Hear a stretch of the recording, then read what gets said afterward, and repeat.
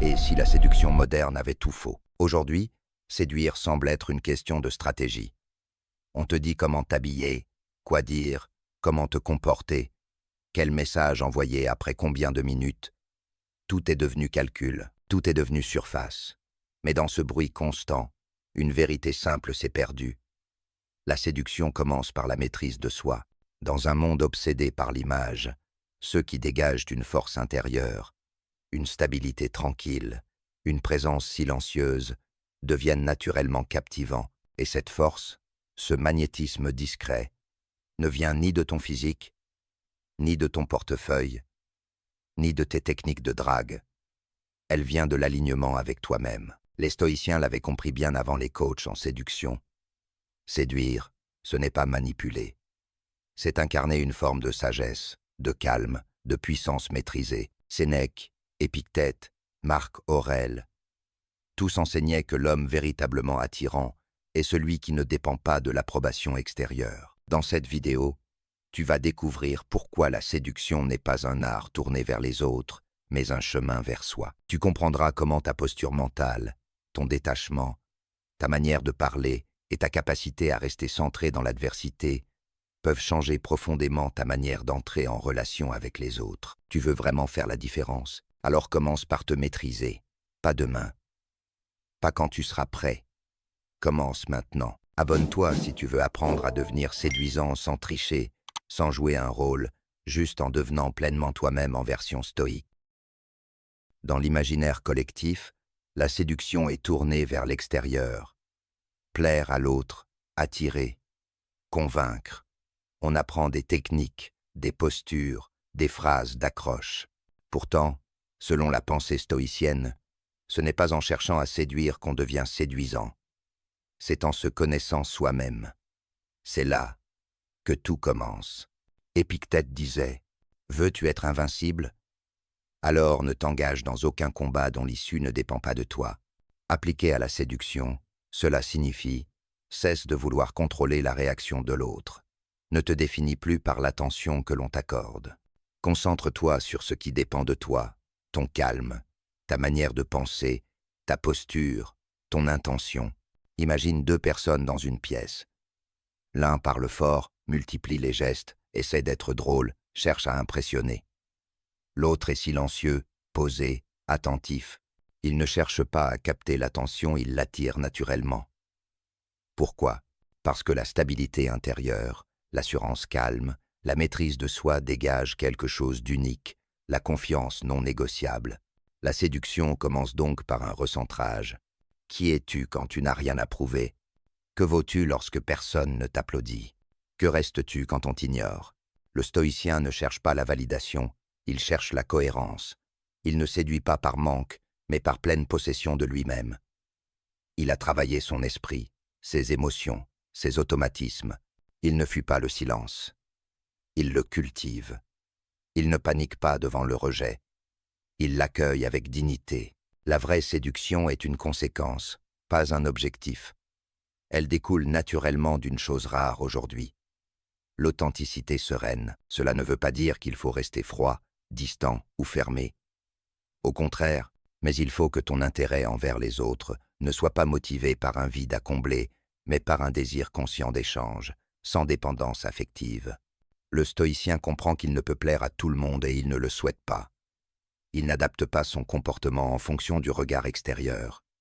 Il agit selon ses principes, pas selon les attentes sociales. Et c'est justement cette forme de liberté intérieure qui fascine. Ce n'est pas l'amour que l'on reçoit qui nous rend forts, mais l'amour que l'on se donne à soi-même. La séduction commence donc par une présence à soi-même. Chaque geste, chaque parole, chaque regard, chaque silence est plus puissant lorsqu'il vient d'un lieu intérieur solide. Alors, avant de te demander comment séduire l'autre, pose-toi cette question. Est-ce que je suis en paix avec moi-même? La plupart des gens pensent que pour séduire, il faut tout donner. Montrer de l'intérêt, faire des efforts, prouver sa valeur. Et plus l'autre semble nous échapper, plus on redouble d'énergie pour capter son attention. Ce mécanisme est alimenté par la peur, peur d'être seul, peur de ne pas être aimé, peur de ne pas être assez. Mais le stoïcien, lui, ne cherche pas à séduire par besoin. Il comprend que le véritable pouvoir d'attraction naît du détachement. Ce que pense l'autre, ce qu'il ressent pour toi, s'il t'apprécie ou non, tout cela ne dépend pas de toi. Ce qui dépend de toi, c'est ton calme, ta manière de parler, ton choix de rester centré, même quand l'autre ne réagit pas comme tu l'espérais. Dans un monde où la majorité des gens courent après la validation numérique like, messages vus, réponses instantanées, celui qui n'attend rien devient rare, mystérieux, presque magnétique. Le détachement ne veut pas dire indifférence, mais maîtrise. Tu peux être attiré par quelqu'un, mais tu refuses que ton bonheur, ton estime de toi, ou ta paix intérieure dépendent de sa réaction, et ça, c'est profondément séduisant. Regarde la dynamique classique. Celui qui paraît trop disponible, qui répond trop vite, qui envoie plusieurs messages sans réponse, montre qu'il a besoin. Celui qui reste calme, qui ne court pas après l'attention, qui garde sa dignité, intrigue. Pourquoi? Parce que le besoin fait fuir, le détachement attire. L'un implore, l'autre propose. L'un s'attache au résultat, l'autre se contente d'agir avec clarté. Ce que tu es détaché d'eux ne te contrôle pas, et cela donne une aura de puissance silencieuse. C'est l'arme invisible du stoïcien. Prenons un exemple concret. Tu échanges avec quelqu'un qui te plaît. Tu sens de la distance. Peut être même un désintérêt. L'impulsion normale, c'est d'insister, de relancer, de vouloir comprendre. Le stoïcien, lui, observe, accueille le silence et se retire si nécessaire, sans colère, sans ressentiment, sans drame. Il garde sa verticalité. Épictète disait « Le désir mal dirigé est une chaîne. L'indifférence aux choses extérieures, une libération. Tu ne séduis vraiment que lorsque tu n'es pas en train de chercher désespérément à séduire. Quand tu agis avec sincérité, sans attente, sans dépendance, en réalité, plus tu es détaché du besoin d'être aimé, plus tu deviens digne d'amour, parce que tu représentes ce que beaucoup cherchent sans jamais l'atteindre, la paix intérieure. Alors retiens ceci, celui qui n'a pas besoin attire, celui qui ne court pas rayonne, celui qui se suffit à lui-même séduit sans effort. Dans un monde saturé de mots, le silence est devenu une forme de rareté. Aujourd'hui, beaucoup croient que pour séduire, il faut parler, séduire par la parole, combler chaque vide, raconter sa vie, ou multiplier les compliments. On pense que plus on parle, plus on impressionne. Mais les stoïciens, eux, nous enseignent exactement l'inverse. Parlez moins, mais mieux. Chaque mot doit être un outil, pas une fuite. Chaque silence doit être habité, pas inconfortable. Sénèque écrivait « La parole révèle l'âme. Ce que tu dis trahit ce que tu penses. Tes mots sont le reflet de ton monde intérieur. Et si ton esprit est confus, agité, en quête de validation, cela se sentira immédiatement. À l'inverse, un homme ou une femme qui parle peu, avec clarté, lenteur et assurance, impose une forme de respect silencieux. Dans la séduction, cette maîtrise de la parole change tout. Imagine, tu es en conversation avec quelqu'un. L'autre multiplie les phrases, les anecdotes, les démonstrations. Toi, tu écoutes attentivement. Tu ne cherches pas à répondre à tout. Tu poses une question juste. Tu fais une remarque profonde. Tu souris et tu laisses des silences. Pas parce que tu ne sais pas quoi dire, mais parce que tu n'as pas besoin de remplir l'espace. Résultat, tu fais plus d'effet que celui qui parle trop. Parce que dans ce peu de mots, il y a de la densité, de la confiance, une vraie présence. Le stoïcien parle comme il vit, avec intention. Il ne se disperse pas. Il ne bavarde pas pour plaire. Il ne flatte pas. Il ne cherche pas à forcer l'admiration.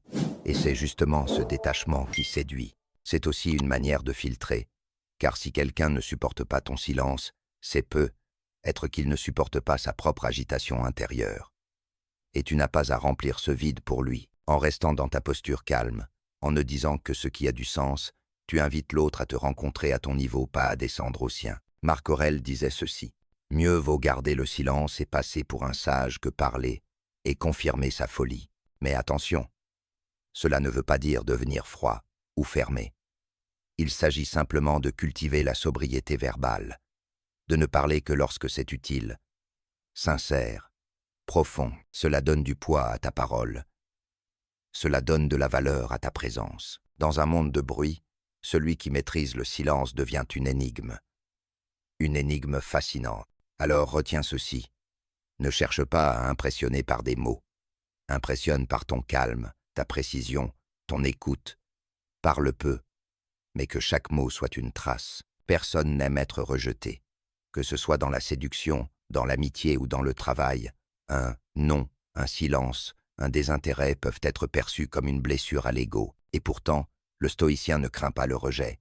Il le regarde en face, sans fuir, sans se plaindre, parce qu'il sait que ce rejet ne le définit pas. Le rejet n'est qu'un événement. Ce n'est ni une tragédie, ni une humiliation. C'est une information. Rien de plus. Le problème vient lorsque l'on y projette une valeur.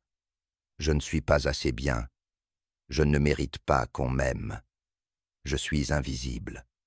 Ces pensées ne sont pas la réalité. Ce sont des interprétations, et le stoïcien les démasque. Dans la séduction moderne, l'hypersensibilité au rejet est fréquente.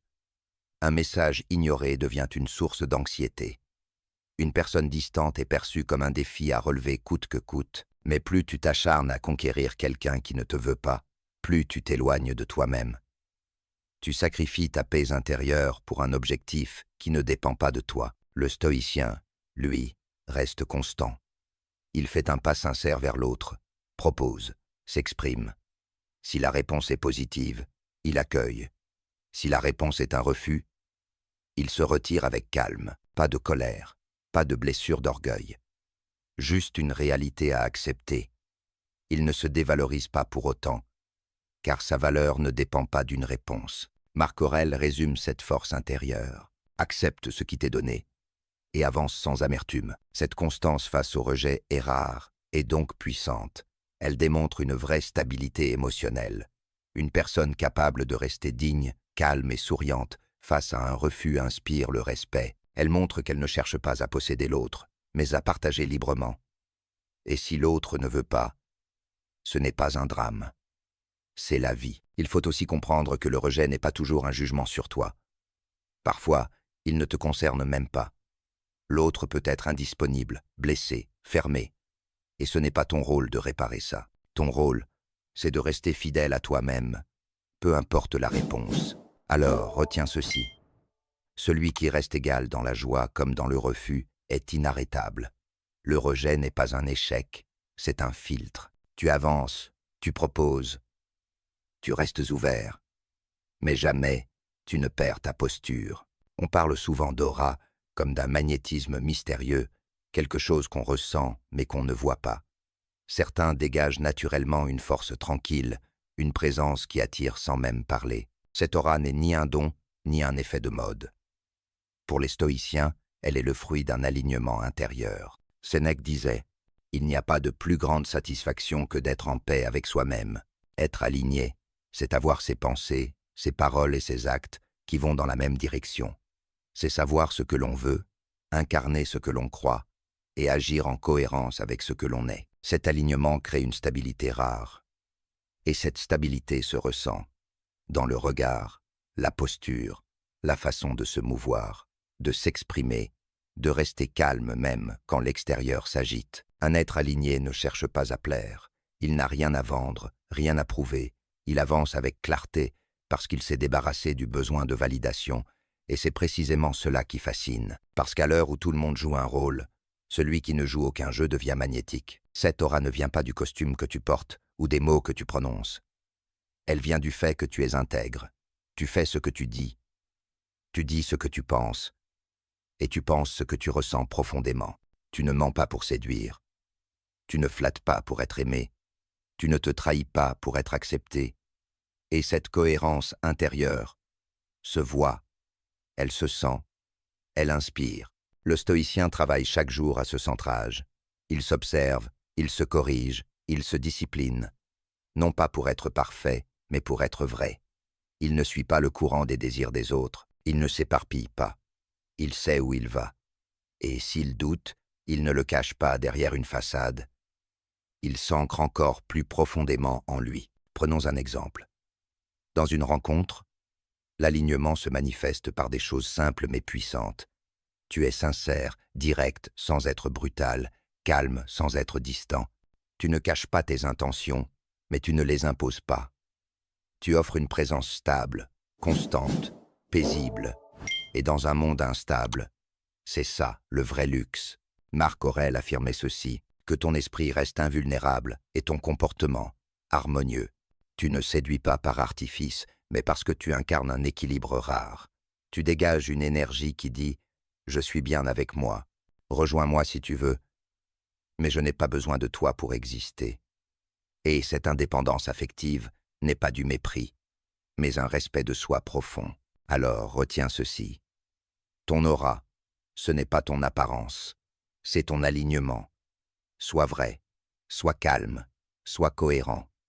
Et tu verras que le monde viendra naturellement vers toi. La séduction véritable n'est pas un artifice. Ce n'est pas un ensemble de techniques à maîtriser pour manipuler ou obtenir. C'est une expression naturelle de la maîtrise de soi. À travers cette vidéo, tu as vu que la séduction selon les stoïciens repose sur 5 piliers solides, se connaître profondément et ne plus dépendre du regard extérieur, se détacher du besoin de plaire pour rester libre intérieurement, parler avec sobriété, pour donner du poids à chaque mot, accueillir le rejet sans drame, sans perte de dignité, et surtout, incarner une cohérence entre tes pensées, tes émotions et tes actes. Dans un monde bruyant, instable et souvent superficiel, la force tranquille du stoïcien attire parce qu'elle est rare. Elle rassure, elle inspire, elle séduit sans effort parce qu'elle ne cherche pas à séduire. Tu ne dois pas devenir quelqu'un d'autre pour plaire, tu dois simplement devenir pleinement toi-même, en version maîtrisée. Alors, la prochaine fois que tu seras tenté de courir après l'attention de quelqu'un, souviens-toi, tu n'as pas besoin d'être choisi. Tu dois d'abord te choisir toi-même. Si ce message résonne en toi, si tu veux continuer à bâtir une version plus centrée, plus calme et plus puissante de toi-même, abonne-toi dès maintenant. Chaque semaine, je t'emmène dans des réflexions profondes et pratiques, inspirées des plus grands penseurs stoïciens. Pas pour te distraire, pour t'armer intérieurement. Sois fort, sois libre, sois aligné. C'est ça, le vrai pouvoir de séduction.